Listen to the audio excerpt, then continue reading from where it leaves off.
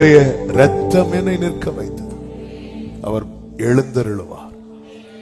எனவேதான் பழைய ஏற்பாட்டுல நீங்க பாத்தீங்கன்னா மேகம் ஆசாரிப்பு கூடாரத்திலிருந்து எழும்பும் போது இஸ்ரவேலர்கள் புறப்படுவாங்க. அது எழும்பலைன்னா உட்கார்ந்துருவாங்க. ஹல்லேலூயா.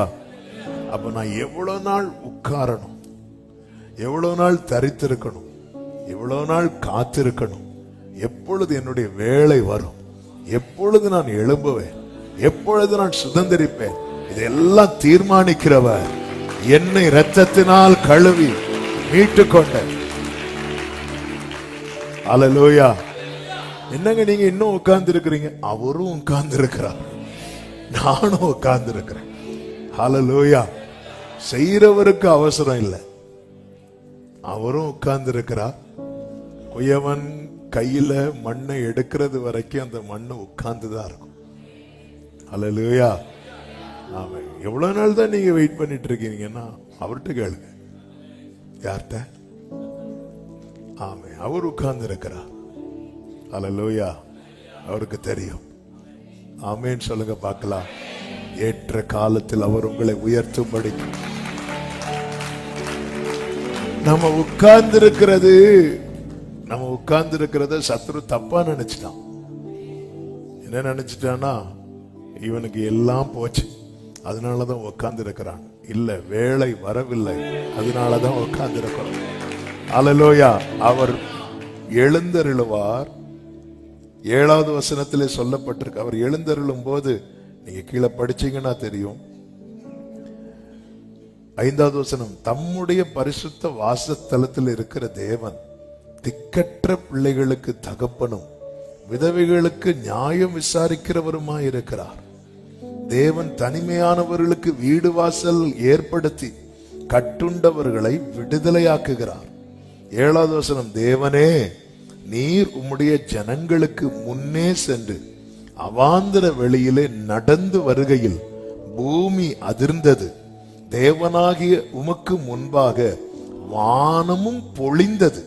இஸ்ரவேலின் தேவனாய் இருக்கிற தேவனுக்கு முன்பாகவே இந்த சீனாய் மலையும் அசைந்தது. தேவனே சம்பூர்ண மழையை பெய்ய பண்ணினீர், இளைத்து போன உமது சுதந்திரத்தை திடப்படுத்தினீர். கைகளை உயர்த்தி அவர் உட்கார வைக்கும் போது கொஞ்சம் டைம் ஆனா நம்ம என்ன ஆயிரும் தெரியுமா? இளைத்து போயிரும். ஆனா அதை எப்படி திடப்படுத்துகிறார் தெரியுமா? சம்பூர்ண மழையை பெய்ய பண்ணி திடப்படுத்துகிறார். ஆமென் சொல்லுங்க.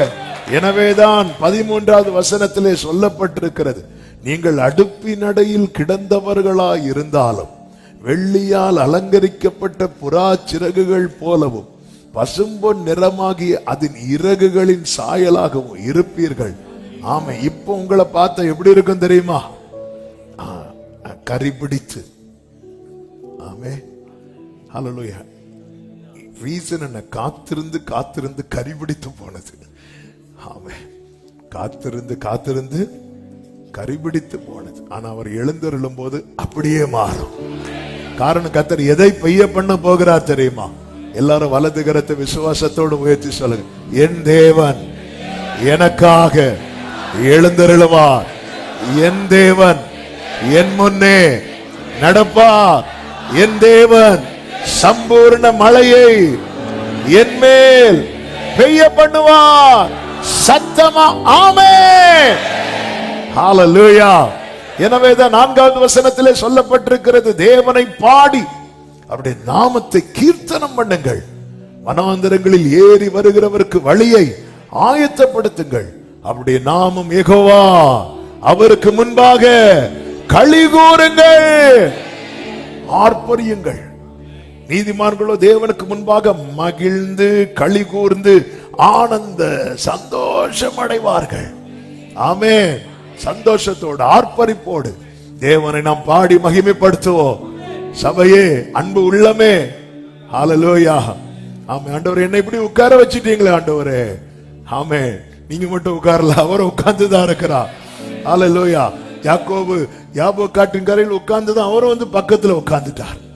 ஹல்லேலூயா. ஆமே. கர்த்தர் நல்லவர்.